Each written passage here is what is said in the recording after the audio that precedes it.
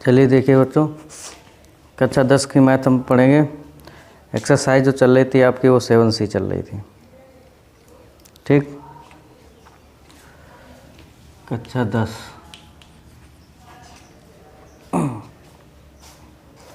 जो एक्सरसाइज है वो आपकी 7C। ठीक है, देखिए 5 नंबर क्वेश्चन तक हो गए थे, इसके आगे सभी क्वेश्चन लगाइए। 8वां क्वेश्चन मैं बताने जा रहा हूँ, क्वेश्चन नंबर 8।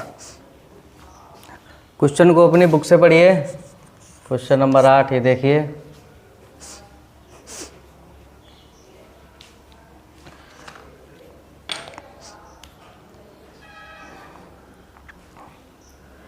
कह रहा है क्वेश्चन, आप जानते हैं कि किसी त्रिभुज के एक माध्यिका उसे बराबर क्षेत्रफलों वाले दो त्रिभुजों में विभाजित करती है, तो उस त्रिभुज ABC के लिए इस परिणाम का सत्यापन कीजिए जिसके शीर्ष ये दिए हुए हैं।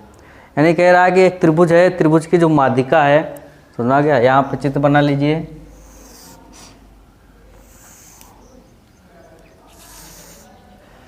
त्रिभुज ABC, ठीक।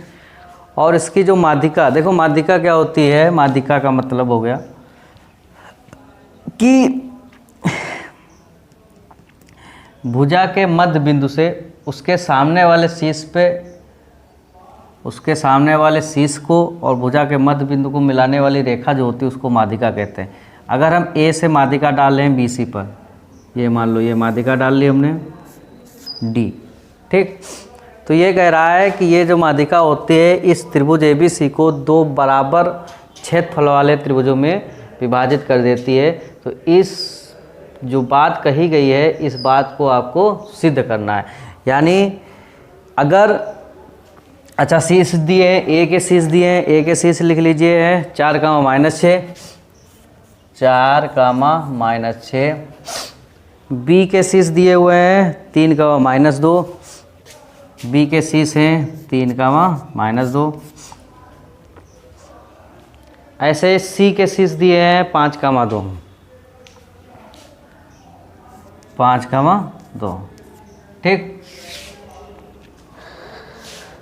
अब हमको ये निकालना है कि ये जो माध्यिका है, माध्यिका हमारी जो त्रिभुज दिया हुआ है, हमारा त्रिभुज ABC को दो बराबर वाले क्षेत्रफलों में विभाजित कर देती है। समझ आ गया? तो कैसे निकालेंगे? यानी इससे ये एक त्रिभुज ये बन गया और ये एक त्रिभुज ये बन गया। तो इस बात को हम कैसे सिद्ध कर सकते हैं कि इस त्रिभुज का क्षेत्रफल और इस त्रिभुज का क्षेत्रफल बराबर आ जाए। क्या आ जाए? बराबर आ जाए। तो जो बात उसमें कही गई है, जो कहा गया है कि माध्यिका त्रिभुज को दो बराबर क्षेत्रफल वाले त्रिभुजों में विभाजित कर देती है, वो बात सत्य है। समझ आ गया? तो कैसे निकालोगे? अच्छा, इस त्रिभुज के निर्देशांक के लिए हमको इस त्रिभुज को क्षेत्रफल निकालने के लिए ये निर्देशांक भी पता होना चाहिए, क्योंकि ADB त्रिभुज और एक ADC बन रहा है। समझ आ गया? D के निर्देशांक कैसे निकाल लेंगे? D के निर्देशांक देखो निकाल लेंगे तो D जो है BC का मध्य बिंदु है। क्या है? मध्य बिंदु। और मध्य बिंदु के निर्देशांक तो निकालना सभी को आता ही है। आता है कि नहीं? मध्य बिंदु के निर्देशांक D कैसे निकलते हैं? x1 + x2/2 और y1 + y2/2। x1 ये है, y1 ये है, x2 ये है, y2 ये है। x1 + x2/2 y1 - 2 + y2 2/2। इसको हम जोड़ देंगे, कितना होगा? 8/2, ये हो जाएगा हमारा 0 ये हो जाएगा, तो इसको काट देंगे, कितना आ गया? 4। तो यानी जो D बिंदु है, जो मध्य बिंदु है BC का, उसके निर्देशांक आ गए हमारे 4, 0। ठीक। तो ये मध्य बिंदु के निर्देशांक जो आ गए हमारे वो 4, 0 आ गए। अब ये त्रिभुज बन रहा है, एक त्रिभुज हमारा हो गया ADB और एक त्रिभुज हो गया हमारा ADC।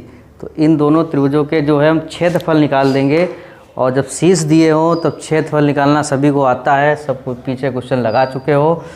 तो इन दोनों के जब क्षेत्रफल हम निकालेंगे, अगर इन दोनों के क्षेत्रफल बराबर आ गए तो ये बात जो कही गई है वो सही हो जाएगी कि जो माध्यिका है दो बराबर क्षेत्रफल वाले त्रिभुजों में एक त्रिभुज को बांट देती है।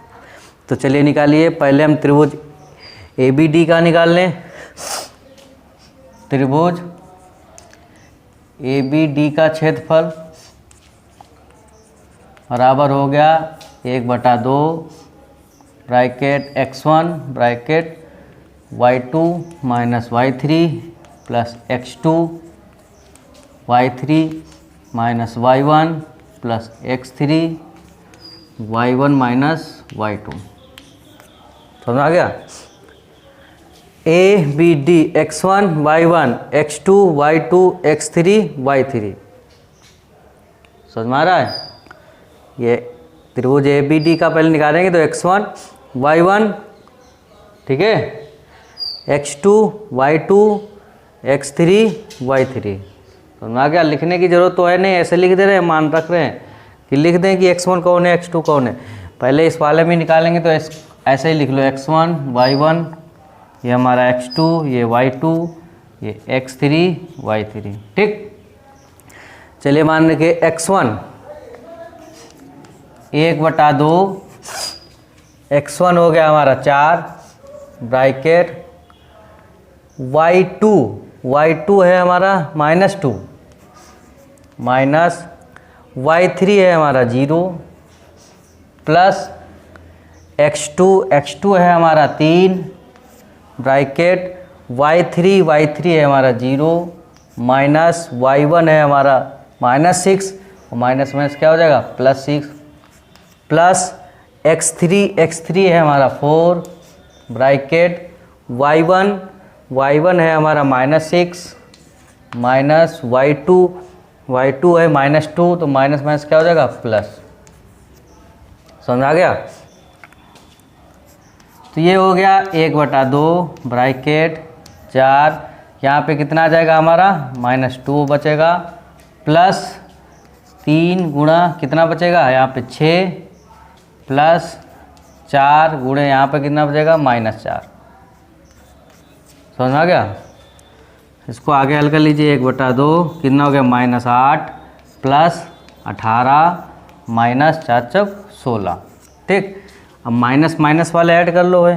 18 और 6 कितना हो गया हमारा -24 हो गया प्लस 18 हो गया। ठीक, अब हो गया 1/2, यहाँ पे बचेगा हमारा -6।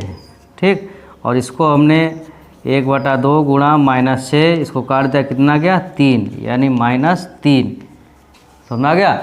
और माइनस चिन्ह हमने बताया था कभी भी क्षेत्रफल अगर निकालो माइनस चिन्ह आ रहा है तो क्षेत्रफल हमेशा हमको प्लस में रखना है, तो माइनस चिन्ह को हम छोड़ देंगे। ठीक है, तो यहाँ पे लिख लेना माइनस चिन्ह छोड़ने पर, तो ये आपका आ जाएगा 3 वर्ग इकाई।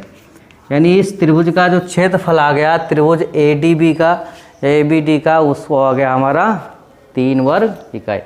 समझा गया?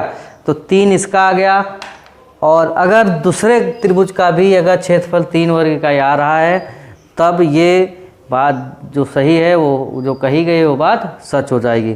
तो इसके बाद मैं इसको यहाँ में रफ कर रहा हूँ। ठीक है, विद स्पेस जो बता नहीं है भाई, क्वेश्चन ये भी लगाना है। तो ये याद रखना कि इस त्रिभुज का जो क्षेत्रफल आया है हमारा 3 वर्ग इकाई आया है। तो यहाँ पे हम लिख दे रहे हैं जो क्षेत्रफल आया है इसका एरिया जो आया है 3 वर्ग इकाई। समझ आ रहा है? समझे? तो मैं इसको रफ कर रहा हूँ। आगे देखिए, रुको फार्मूला को ऐसे लिखे रहने दो भाई, x1। चलिए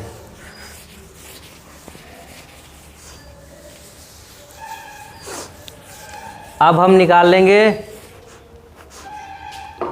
त्रिभुज ADC का क्षेत्रफल। त्रिभुज ADC का क्षेत्रफल फार्मूला लिखा है। अब देखिए ये x1 y1 x2 y2 ये x3 और y3 हो जाएगा। ठीक है, x1 y1, x2 y2, x3 y3। इतना समझ में आ गया? हो गया? बस वही चीज़ें मान रखते जाओ। 1/2 ब्रैकेट x1 है हमारा 4, ब्रैकेट y2 है 0, माइनस y3 है 2, प्लस x2 है हमारा 4, ब्रैकेट y3 है हमारा 2, माइनस y1 है -6, माइनस में प्लस हो जाएगा, ठीक। प्लस x3 है हमारा 5, ब्रैकेट y1 है हमारा -6 और माइनस y2 है जो हमारा 0 है। समझ में आ गया? सभी की वैल्यू रख ली, इतना तो समझ गए सभी लोग। बस इसके आगे 1/2 ब्रैकेट 4, ये बचेगा हमारा -2, प्लस 4, इसको ऐड करेंगे 6 और 2 को हो जाएगा हमारा 8, प्लस 5 -6, ये इंटू में है, गुणा का चिन्ह होता है इनके बीच में, पता है ना सबको। चलिए आगे सॉल्व कीजिए इसको। 1/2 ये हो जाएगा -8 और इसकी गुणा हो जाएगी 32, 832 32 और ये हो जाएगा -30। समझ में आ गया? माइनस के ऐड कर दो, 1/2 -38 प्लस 32, ठीक।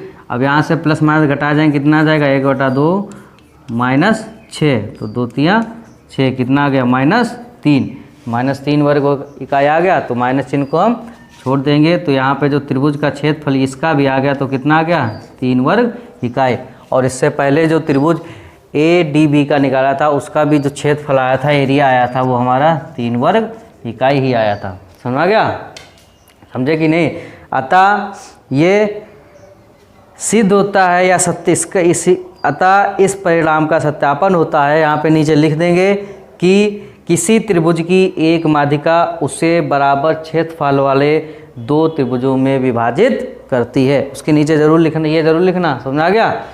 क्योंकि पता नहीं चलेगा क्या किया है क्या नहीं किया है, तो ये जरूर लिखना कि अतः इस परिणाम का ये सत्यापन होता है कि त्रिभुज की एक माध्यिका उसे बराबर क्षेत्रफल वाले 2 त्रिभुजों में विभाजित करती है। समझ आ गया? तो ये क्वेश्चन नंबर 8 था, ये आपका हो गया। और इसके आगे के जो क्वेश्चन हैं वो आगे क्वेश्चन लगाइए, और बाकी जो क्वेश्चन ना लगे उन्हें बताओ, वो क्वेश्चन आपका बता दिया जाएगा। Thank you.